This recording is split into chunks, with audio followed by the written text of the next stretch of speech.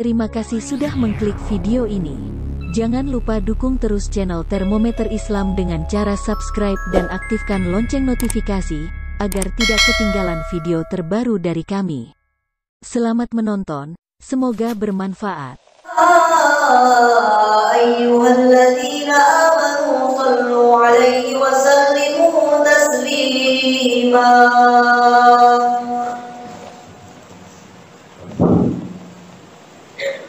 Assalamualaikum warahmatullahi wabarakatuh.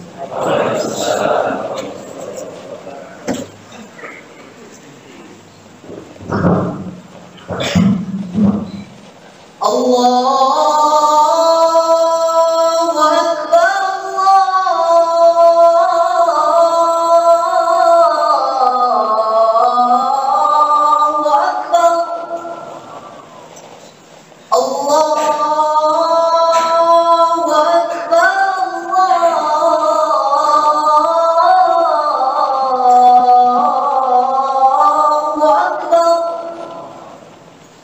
Ashhadu an la ilaha illallah.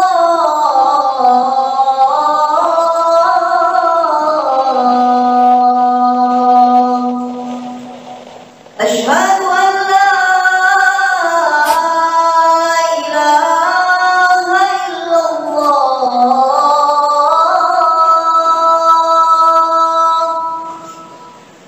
Ashhadu Muhammadur Rasulullah.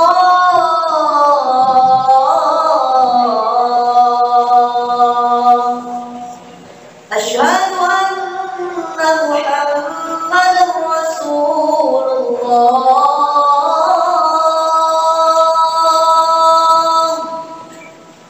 Hayya 'alas shalah.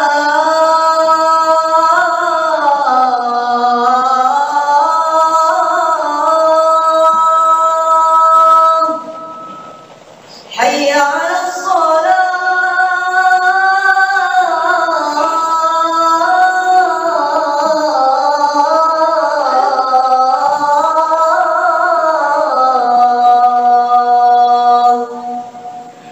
حي على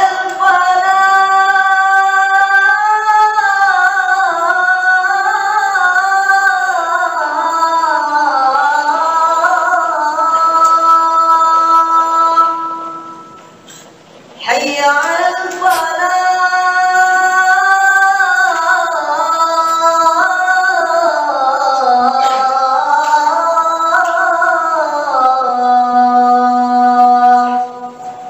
الله أكبر،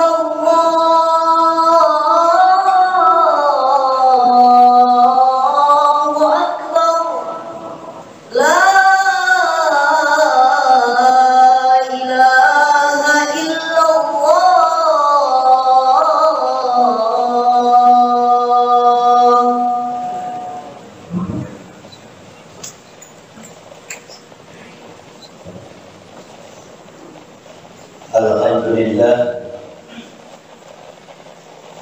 Alhamdulillahillazi birrafiqil awal wa ta'awadahu birrafi'is sani wa anzala kitabal hudan wa nuran wa anzala sab'an minal masani yahdi bihi man yarju ila arabihi wa na'ilal aman. Ashhadu an la ilaha illallah rahmani wa ashhadu anna sayyidana Muhammadan abduhu wa rasuluhu rabbana. Allahumma sholli wa sallim ala imamil abrar wal muqarribin sayyidina wa maulana Muhammadin wa ala alihi wa sahbihi ansar wal muhajirin wa alaina ma'ahum bi rahmatika ya arhamar rahimin. Amma ba'd, fa ya ibadallah ittaqullah haqqa tuqatih wa la tamutunna illa wa antum muslimun. Wa qala Allah ta'ala fil kitabil azizil karim, a'udzu billahi minasy syaithanir rajim, bismillahirrahmanirrahim. Inna khalaqnal insana min nutfatin amsyaj nabtalihi faja'alnahu sami'an basira. Inna hadainahu sabila imma syakira wa imma kafur. Aina atatna lil kafirina salasila wa aqbala wa saira. Ma'asyiral muslimin, jamaah Jumat yang berbahagia, betapa besar rahmat dan kasih sayang Allah Subhanahu wa taala kepada seluruh umat manusia sehingga diberi gelarnya sebagai makhluk yang paling mulia dari sekian banyak makhluk ciptaan Allah yang ada di muka bumi ini. Adapun keistimewaan yang melekat pada manusia nampak jelas dari rupanya yang indah, tabiat yang seimbang, perawakan yang sedang, kemampuan yang membedakan dengan akalnya, memahamkan dengan bahasa lidah, isyarat dan tulisan kepada petunjuk jalan kehidupan dunia wal akhirat, kemampuan menguasai isi bumi, kepandaian berindustri, bahkan mampu menghubungkan antara sebab dan akibat dan segala bentuk peristiwa, baik yang datang dari langit maupun dari bumi, sehingga mendatangkan manfaat bagi sesamanya, dan lain-lain yang tak mungkin hati disebutkan seluruhnya satu persatu. Namun diantaranya seperti yang dikemukakan oleh Ibnu Abbas radhiyallahu anhu, bahwa tiap-tiap hewan mengambil makanan dengan mulutnya, kecuali manusia dengan tangan dia mengangkat makanan ke mulutnya. Dari pandangan filosofis tersebut di atas terkait kemampuan dan keistimewaan yang melekat pada manusia, tentunya kita dapat melihat secara jelas pandangan yang dikemukakan oleh Ibnu Abbas radhiyallahu anhu tentang perbedaan sifat antara manusia dengan binatang. Bila pandangan filosofis ini terjemahkan secara luas, maka sudah semestinya sifat-sifat kemanusiaan harus lebih menonjol diaplikasikan sekaligus direalisasikan dalam konteks kehidupan seluruh umat manusia, khususnya kehidupan dan iman kaum mukmin kepada Allah Subhanahu wa taala, tanpa bersentuhan dengan perilaku hewan yang membawanya kepada kerakusan, keserakahan, kekafiran, dan tidak tahu bersyukur atas segala nikmat-nikmat Allah taala. Dengan demikian ini layak menyandang predikat gelar sebagai makhluk mulia di hadapan Allah Subhanahu wa taala. Inilah perbedaan karakter semakin jelas antara kaum mukmin dan orang-orang kafir. Ma'asyiral muslimin jamaah Jumat rahimahullah. Perilaku hidup dan iman yang benar setiap manusia nampak dari keyakinan dan rasa syukur dirinya kepada Sang Khalik. Orang-orang beriman sangat memahami bahwa tingkat keimanan dan takwa sempurna tentu dilandasi oleh syukur dan perilaku hidup Islami. Dan setiap mukmin yang telah mencapai tingkat kesadaran iman dan takwa akan senantiasa merasa bahwa sebuah nikmat yang dia raih dan rasakan datangnya dari Allah Taala. Dengan demikian, dirinya akan terus mempertahankan sekaligus berusaha meningkatkan nilai-nilai keimanan dan takwa dimaksud dengan mengikhlaskan ketaatan dalam mengamalkan segenap perintah Allah Taala. Ketika bahagia, ia mengatakan kebahagiaan datangnya dari Allah. Bahkan ditimpa musibah sekalipun, dirinya akan tetap bersyukur sembari mengucapkan inna lillahi wa inna ilaihi raji'un. Sesungguhnya kami adalah kepunyaan Allah dan hanya kepadanya kami akan kembali. Inilah wajah keislaman seorang mukmin yang benar-benar bertakwa kepada Allah Subhanahu wa taala. Sebaliknya orang-orang kafir adalah golongan yang kufur nikmat dan tidak tahu bersyukur atas kebaikan dan keadilan Allah bagi hidup dan kehidupan mereka. Sesungguhnya tempat kembali mereka adalah neraka jahanam yang sangat pedih, sebagaimana diabadikan oleh Allah dalam Quran surah Al-Insan ayat yang keempat. Aina atatna lil kafirina salasya wa aqlala wa sa'ir. Sesungguhnya kami telah menyediakan bagi orang-orang kafir, kata Allah, adalah belenggu, rantai dan neraka yang menyala-nyala. Masyarakat muslimin jamaah Jumat yang diberkahi Allah, berhati-hatilah dengan musuh di antara kita. Adapun musuh dimaksud sebagaimana diriwayatkan oleh Abu Lais dari Nabi sallallahu alaihi wasallam, ketahuilah wahai manusia bahwa musuhmu ada 4 yang harus kamu lawan. Yang pertama ialah dunia. Sebagaimana firman Allah Ta'ala, "Fala tughurnakumul hayatud dunya." Maka jangan sekali-kali kehidupan dunia memperdayakan kamu. Yang kedua, nafsu diri sendiri merupakan musuh yang paling jahat. Dan diriwayatkan dari Ibnu Abbas radhiyallahu anhu bahwa Nabi sallallahu alaihi wasallam bersabda, "Ada aduika nafsika allati baina janbaik." Musuhmu yang paling jahat ialah nafsumu sendiri yang ada di antara kedua sisimu. Dan Allah berfirman menceritakan peristiwa kisah perkataan Zulaikha, "Wa ma ubali'u nafsi inna nafsa la'amaratun bisu'i." Dan aku tidak menganggap diri bebas dari kesalahan, karena nafsu selalu menyuruh kepada kejahatan. Yang ketiga ialah nafsu dari setan dan bangsa jin. Allah Ta'ala berfirman, "Inna syaitan lakum aduwwun fattakhidhuhu aduwwan." Sesungguhnya syaitan itu adalah musuh bagimu, maka anggaplah ia musuh. Dan yang keempat, syaitan dari bangsa manusia. Berhati-hatilah terhadapnya, karena syaitan dari bangsa manusia lebih berat bagimu dibandingkan syaitan dari bangsa jin.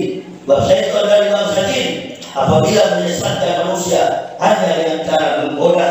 Adapun syaitan dari bangsa manusia secara terang-terangan berharap dapat saling memberi bantuan. Masyarakat muslimin jamaah Jumat rahimahumullah, diriwayatkan dari Wahab bin Munabih, suatu ketika Allah Ta'ala mengutus iblis datang menghadap Nabi SAW, menjelma sebagai seorang kakek yang sedang bukan pada tangannya terpegang sebuah tombak. Datanglah iblis menghadap Nabi SAW. Ditanya oleh Rasulullah, "Siapa gerangan orang yang ada di hadapanku?" Tanya Rasul. Kemudian iblis menjawab, "Saya iblis." Jawabnya, "Mengapa kamu datang kemari wahai iblis?" Tanya Nabi SAW. Iblis menjawab, "Sesungguhnya aku diperintahkan oleh Allah Tuhan menghadap engkau wahai Muhammad untuk mendengarkan setiap pertanyaan yang engkau ajukan kepada." Bertanya Rasulullah SAW kepada iblis, "Wahai iblis, ada berapakah musuh-musuhmu dari umatku?" Jawab iblis, "ada 15. Yang pertama, kamu sendiri wahai Muhammad. Yang kedua, imam pemerintah yang adil. Yang ketiga, orang kaya yang tawadhu. Yang keempat, saudara yang jujur. Yang kelima, orang berilmu yang melakukan sholat dan khusyuk. Yang keenam, orang mukmin yang suka memberi nasihat. Yang ketujuh, orang mukmin yang berbelas kasih. Yang kedelapan, orang yang bertobat dan istiqomah. Yang kesembilan, orang yang menjauhkan diri dari yang haram, warok. Yang ke-11, yang ke-10, orang mukmin yang selalu dalam keadaan suci, toharok. Yang ke-11, orang mukmin yang banyak bersedekah. Yang ke-12, orang mukmin yang berbudi luhur. Yang ke-13, orang mukmin yang bermanfaat bagi manusia. Yang ke-14, penghafal Quran yang senantiasa membaca dan mengajarkan kepada sesamanya. Yang ke-15, orang yang baru waktu malam melakukan sholat di saat orang lain tengah gelap tertidur. Bila laila fatahajati, melaksanakan sholat tahajud di tengah malam, di separuh malam. Inilah musuh-musuh daripada iblis. Kemudian Nabi SAW kembali bertanya, kalau tadi adalah musuhnya iblis, sekarang Nabi bertanya, ada berapa sahabatku dari umatku, kawan-kawanku, teman-temanku dari umatku? Wahai iblis, iblis menjelaskan ada 10. Yang pertama, hakim penguasa yang semena-mena, pemerintah yang curang. Yang kedua, orang kaya yang sombong. Yang ketiga, saudara yang curang. Yang keempat, peminum hamer. Yang kelima, pengadu domba. Yang keenam, pelaku riya. Yang ketujuh, pemakan harta anak yatim. Yang kedelapan, orang yang meremehkan sholat. Yang kesembilan, orang yang enggan bercakap. Yang ke-10, orang yang berpanjang dengan angan. Mereka sekalian itulah saudara dan para sahabatku, kata iblis. Dikutip dari kitab Tanbihul Ghafilin. Bahkan diriwayatkan dari Jabir radhiyallahu anhu bahwasanya ada seorang Arab Badui memasuki masjid Rasulullah SAW, lalu mengucapkan kalimat, Allahumma inni astaghfiruka wa atubu ilaik, yang artinya, ya Allah, aku memohon ampun dan bertobat kepadamu. Lalu bertakbirlah dia untuk melakukan sholatnya.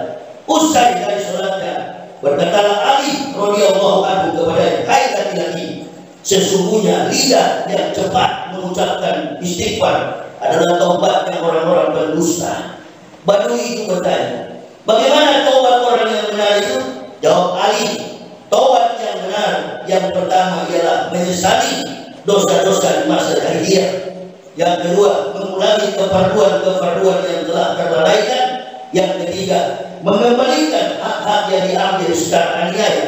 Yang keempat, meleburkan diri dalam ketaatan sebagaimana engkau dirinya dalam maksiat. Yang kelima, merasakan pahitnya ketaatan sebagaimana engkau telah merasakan manisnya kemaksiatan. Yang keenam, menangis sebagai ganti dari tawa yang telah engkau lakukan sebelum taat kepada Allah Subhanahu wa taala. Ma'asyiral muslimin, jamaah Jumat rahimahullah, berdasarkan keterangan riwayat Nabi sallallahu alaihi wasallam tersebut di atas, tentunya kita dapat mengambil beberapa pelajaran akibat. Pelajaran yang penting dan berharga agar kita semua lebih berhati-hati dalam mengamalkan hidup dan iman kita di tengah pengaruh dunia yang terus-terusan menyeret kita kepada kekufuran. Lihatlah kondisi keadaan bangsa kita ini.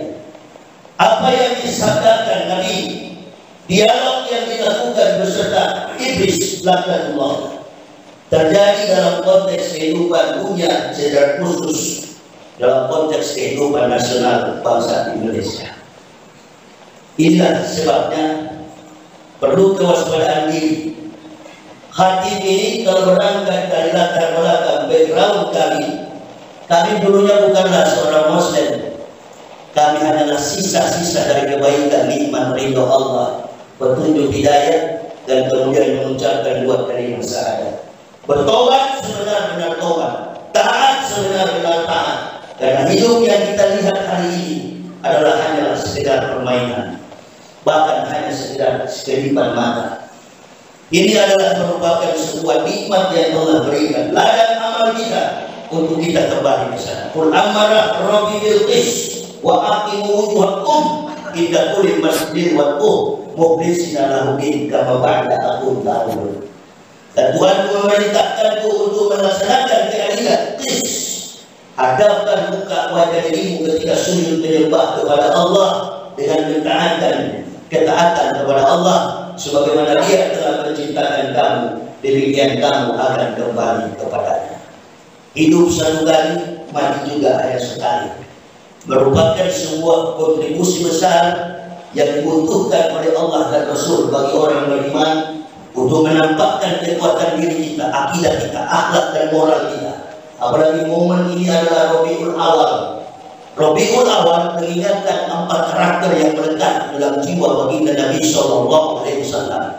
Laqad kana lakum fi Rasulillahi uswatun hasanatun liman kana yarjullaha wal yawmal akhir wa dzakarallaha katsiran.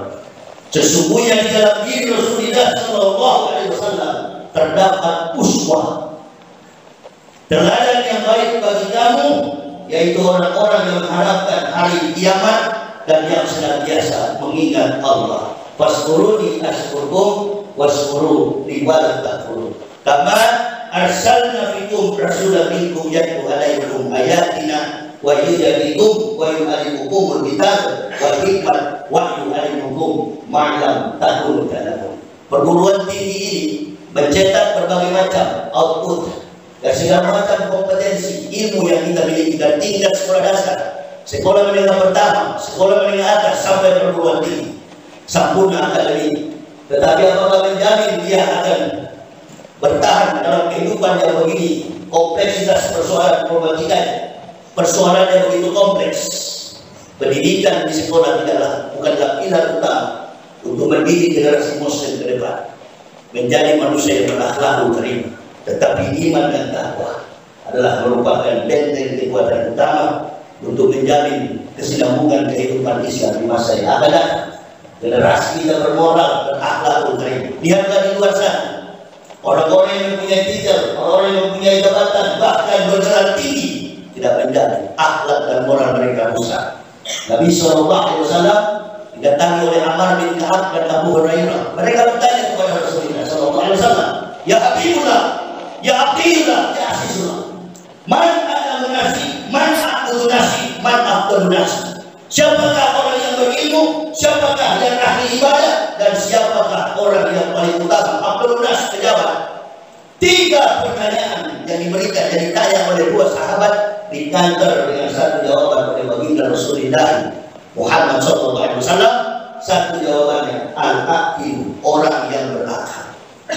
Berarti ada orang pintar tapi tidak berakal. Man a'lamu nas, siapakah orang yang berilmu, orang yang berakal. Siapakah yang ahli ibadah, orang yang berakal. Siapakah afdalun nas, orang yang paling utama. Pejabat afdal menduduki ruang tingkat kemampuan intelektualitas jabatan di tengah kompleksitas publik, memiliki reputasi yang baik, bahkan boleh dikatakan diistilahkan oleh kita pejabat. Siapakah mereka? Afdalun nas al-aqil, orang yang berakal. Berarti ada orang pintar tidak berakal, ada yang ibadah tidak berakal, ada pejabat yang tidak berakal. Terbukti pada saat ini. Dan terbukti. Apa yang dikatakan 1500 tahun oleh baginda Nabi SAW? Terbukti. Rasulullah. Ketahuilah oleh kalian berdua bahwa Allah menciptakan manusia dari susunan antara malaikat yang berakal tanpa syahwat dan binatang yang bersahwat tanpa akal. Bila manusia kehilangan akalnya karena keburukan sifatnya, maka manusia satu tingkat lebih daripada binatang. Bila akalnya mampu mengalahkan keburukan sifatnya, maka manusia lebih satu tingkat daripada malaikat. Kedekatan di sisi Allah, malaikat lebih dekat, tapi kemuliaan yang Allah berikan, manusia lebih banyak kemuliaan. Makanya yang menduduki ranking pertama sebagai makhluk mulia, makhluk yang terbaik dari sekian banyak makhluk ciptaan Allah. Mudah-mudahan dialog antara Nabi dan Iblis ini memberikan posisi kita yang jelas. Apakah posisi kita dalam posisi sebagai sahabat Iblis ataukah musuh dari Iblis? Mudah-mudahan kita semua yang hadir menjadi musuhnya Iblis. Jangan menjadikan diri kita sebagai sahabatnya Iblis. Dan terus berdoa. Karena tidak menjadi ukuran antum saudara nenek moyang Muslim. Saya baru masuk Islam.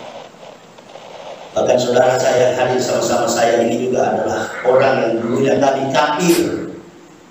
Orang yang mengatakan yang menyebut kafir dalam masjid lebih bahaya, lebih kafir daripada kafir. Munafik itu lebih kafir daripada kafir. Tidak bisa apa? Tidak menguasai ilmu Islam, bukan ahli Islam. Juga berikan wewenang tanggung jawab untuk berbicara pada mimbar masjid. Hati pribadi ini bukanlah ulama, bukanlah ustaz, tapi menertibkan dunia ilmu ulama, perluasan ilmu terhadap ilmu Islam lebih utama daripada menjadikan Islam sebagai kekuatan politik untuk kepentingan dunia. Barakallah. Mudah-mudahan kita semua sadar, kita sudah dapat melihat begitu dalam masyarakat, dalam pekerjaan, siapakah musuh-musuh Iblis terlihat dari 15 pakaian. Siapakah sahabat Iblis terlihat juga dari 10 harta. Maka berhati-hati nanti. Jalankan kehidupan iman ini tidak perlu dengan panduan manusia. Kita membutuhkan 2 agar kita selamat, kata Nabi SAW, Quran dan hadis. Jadikan pegangan wa innahu lahudan wa rahmatun lil mu'minin, bahwa sesungguhnya kata Allah, Al-Quran itu adalah pedoman sekaligus rahmat bagi orang-orang beriman. Barakallahu bil ayati wal hikmah, innahu huwa ghafurur rahim. Allahumma salli wa sallim ala nabiyyina wa maulana Muhammad wa ala alihi wa sahbihi ajma'in.